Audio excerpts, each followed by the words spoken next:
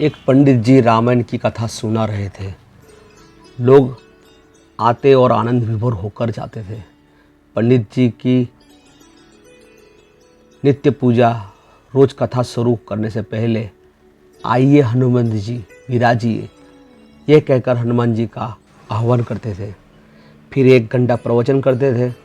वकील साहब हर रोज़ कथा सुनने आते थे। वकील साहब भक्ति भाव पर एक दिन तर्कशीलता हावी हो गई। उन्हें लगा कि महाराज रोज आइए हनुमान जी विराजिए कहते हैं, तो क्यों हनुमान जी सचमुच आते होंगे। अतः वकील साहब ने पंडित जी से पूछ ही लिया, महाराज आप रामायण की कथा बहुत अच्छी तरह करते हैं, हम बड़ा रस आता है हमें, परंतु आप जो गद्दी पर प्रतिदिन हनुमान जी को देते हैं उस पर हनुमान जी क्या सचमुच विराजते हैं। पंडित जी ने कहा, हाँ, यह मेरा व्यक्तिगत विश्वास है कि राम कथा हो रही हो तो हनुमान जी अवश्य पधारते हैं। वकील ने कहा, महाराज ऐसे बात नहीं बनेगी। हनुमान जी यहाँ आते हैं, उसका कोई सबूत दीजिए। आपको साबित करके दिखाना चाहिए कि हनुमान जी आपकी कथा सुनने आते हैं। महाराज जी ने बहुत समझाया कि भैया आस्था को किसी सबूत की कसौटी पर नहीं कसना चाहिए।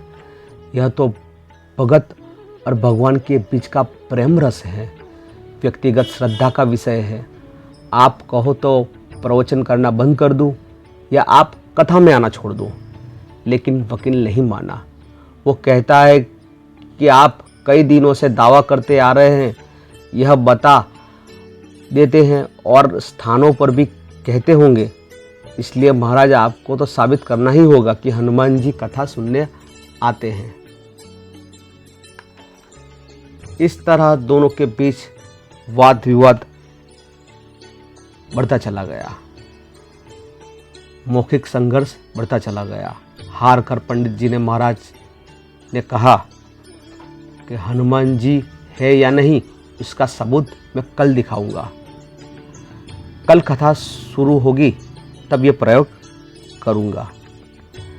जिस गद्दी पर मैं हनुमान जी को विराजित होने को कहता हूँ, आप उस गद्दी को आज अपने घर ले जाना।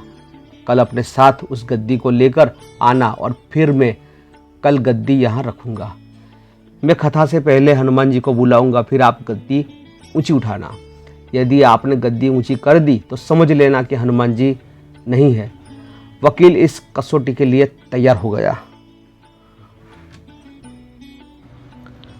पंडित जी ने कहा, हम दोनों में से जो पराजित होगा वह क्या करेगा, इसका निर्णय भी कर ले। यह तो सत्य की परीक्षा है। वकील ने कहा, मैं गद्दी ऊंची न कर सका तो वकालत छोड़कर आपके दीक्षा लूंगा। आप परिचित हो जाए तो क्या करोगे। पंडित जी ने कहा, मैं कथा वाचन छोड़कर आपके ऑफिस का चपरासी बन जाऊंगा। अगले दिन कथा पंडाल में भारी भीड़ हुई। लोग रोज कथा सुनने आते थे। वे भी भक्ति, प्रेम और विश्वास की परीक्षा देखने आ गए। काफी भीड़ हो गई, पंडाल भर गया।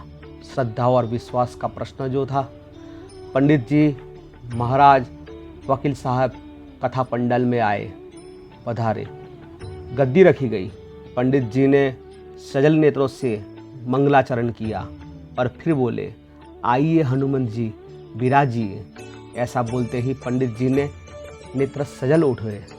मन ही मन पंडित जी बोले, प्रभु आज मेरा प्रश्न नहीं बल्कि रघुकुल की रीति का परंपरा का सवाल है।